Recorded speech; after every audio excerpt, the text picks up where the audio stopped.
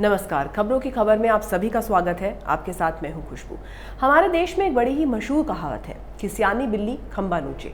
स्वघोषित किसान नेता राकेश टिकैत भी वही खिसियानी बिल्ली है जो बौखलाए हुए हैं और इस बौखलाहट में वो कुछ भी अनाप शनाप बक रहे हैं। अब जब दिल्ली की सीमा पर से किसान लौट रहे हैं और किसान नेताओं को मिल रहा समर्थन भी खत्म हो गया है, तो उन्हें समझ में नहीं आ रहा कि वो क्या करें और इसलिए उन्होंने बिना सोचे समझे 40 लाख ट्रैक्टरों के साथ दिल्ली में स्थित संसद भवन को घेरने की धमकी दे डाली।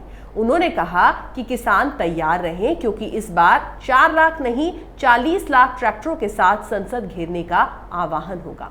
भारतीय किसान यूनियन यानी कि बीकेयू नेता राकेश टिकैत ने कहा कि अगर केंद्र सरकार चाहती है कि ऐसा ना हो तो उसे तीनों कृषि कानूनों को वापस लेना ही पड़ेगा। राजस्थान के सीकर में संयुक्त किसान मोर्चा की किसान महापंचायत को संबोधित करते हुए उन्होंने ये बातें कही। उन्होंने कहा, दिल्ली कान खोलकर सुन ले, किसान भी वहीं रहेंगे और ट्रैक्टर भी। अब की बार संसद का आह्वान होगा, कहकर संसद पर जाएंगे। किसान इंडिया गेट के पास के पार्कों में जुताई करेगा और फसल भी उगाएगा। तो आप समझ सकते हैं कि टिकैत किस तरीके से घटिया स्तर पर उतरता जा रहा है। वो इंडिया गेट पर फसल उगाने की बात करता है। उसने हिंदुस्तान को समझ क्या रखा है? वो क्या हमारे देश को अपनी बपौती समझता है? जब अपनी राजनीति नहीं चमकी तो 40 लाख ट्रैक्टरों से घिराव करने का उसने ऐलान कर दिया। एक बार भी ये नहीं सोचा कि इस हरकत से आम किसानों का क्या भला होगा और देश की आम जनता को कितनी मुसीबतों का सामना करना पड़ेगा। देश की राजधानी दिल्ली, जहां से पूरा देश चलता है, वहां बार बार इस तरह की नापाक करतूतों से देश किस तरह कलंकित होगा। पहले ही जो मंजर देश के साथ साथ दुनिया भर के लोगों ने 26 जनवरी को देखा, उससे हर जगह भारत की किरकिरी हुई। उस दिन को भारतीय इतिहास में काला दिन करार दिया गया। प्रधानमंत्री मोदी जी अखंड भारत की बात करते करते थक गए, लेकिन टिकैत और योगेंद्र यादव जैसे लोग देश को तोड़ने में लगे हुए हैं। इन्होंने आम जन के साथ साथ किसानों को भी धोखा दिया है। ये लोग नहीं चाहते कि किसी भी कानून या योजना से किसान लाभान्वित हों। ये लोग कट मनी के पक्षधर हैं और किसानों का हक मारकर खुद खाना चाहते हैं। दरअसल इन्हें केंद्र सरकार द्वारा लाए गए 3 कृषि कानूनों से डर लगता है। टिकैत ने 26 जनवरी को किसानों की ट्रैक्टर रैली में हुई हिंसा की बात करते हुए इसे किसानों को बदनाम करने की साजिश करार दिया और कहा कि संसद के घेराव के लिए जल्द ही तारीख तय की जाएगी। उन्होंने बड़ी बड़ी कंपनियों के गोदामों को ध्वस्त करने की धमकी देते हुए कहा कि देश के नेताओं को तिरंगे से प्यार नहीं है, किसानों को है। जरा देखिए ये बात कौन कह रहा है। ये वही टिकैत है जिसकी हर जगह थू-थू हो रही है, एक के बाद एक खुलासों से जिसकी पोल खुलती जा रही है। अब 26 जनवरी को हुई हिंसा के मामले में टिकैत समेत तमाम किसान नेताओं या यूं कहें किसान गुंडों की करतूतों को उजागर करता हुआ एक और वीडियो सामने आया है, जिसमें ये सभी भड़काऊ भाषण देते दिख रहे हैं। दरअसल लाल किला हिंसा मामले में आरोपी दीप सिद्धू, जो कि इस वक्त जेल में है, उसके फेसबुक अकाउंट पर यह वीडियो अपलोड किया गया है। 7 मिनट के इस वीडियो में 7 लोगों के बयान हैं। सबसे पहले बात राकेश टिकैत की। वीडियो में टिकैत ट्रैक्टर रोकने पर दिल्ली पुलिस को धमकी देते नजर आ रहे हैं। अब बात उस शख्स की जो गैंगस्टर से सोशल एक्टिविस्ट बन गया, यानी कि लखा सिधाना। वीडियो में वो ट्रैक्टर परेड का तय रूट तोड़ने की ओर इशारा कर रहा है। वो कह रहा है कि हमारे ट्रैक्टर भी रिंग रोड की ओर जाएंगे। तीसरे नंबर पर राजिंदर सिंह दीप, कीर्ति किसान संगठन के राजिंदर सिंह दीप वीडियो में कहते दिख रहे हैं कि 26 जनवरी को सारे ट्रैक्टर नाकों पर खड़े कर दो और इस दिन मोदी की चर्चा ना हो बल्कि मोदी की गर्दन पर ट्रैक्टर चढ़ने की चर्चा हो। अब बात हरियाणा के किसान नेता गुरनाम सिंह चढ़ूनी की, जो वीडियो में सरकार को चेतावनी देते नजर आ रहे हैं।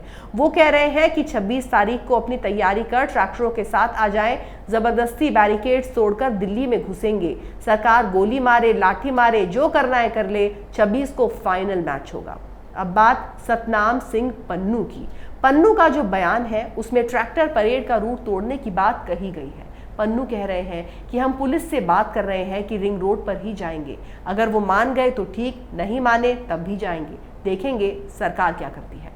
सरवन सिंह पंढेर, किसान नेता सरवन सिंह पंढेर कह रहे हैं कि ट्रैक्टर परेड के दिन लाल किले पर जाकर बैठ जाओ, वहां से आगे मत जाओ।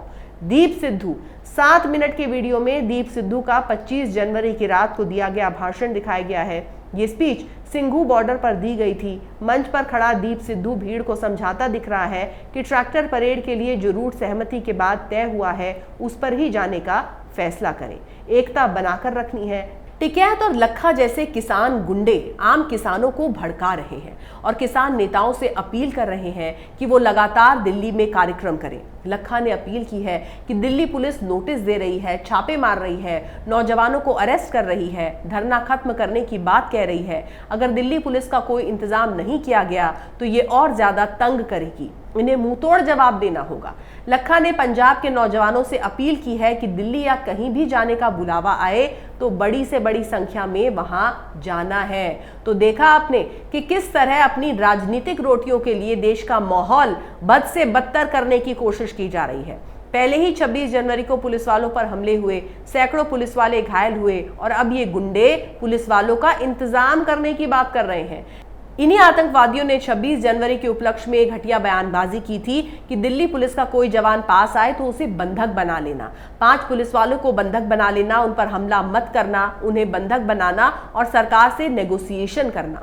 दूसरी तरफ योगेंद्र यादव जैसे एक और किसान आतंकवादी जिन्हें उनके खुद की सोसाइटी के लोग बाहर करने पे उतारू हैं, वो भी अपनी हरकतों से बाज नहीं आ रहे हैं। पढ़े लिखे बहरूपीय योगेंद्र यादव ने संयुक्त किसान मोर्चा की ओर से राजस्थान के सीकर में आयोजित किसान महापंचायत में हिस्सा लिया।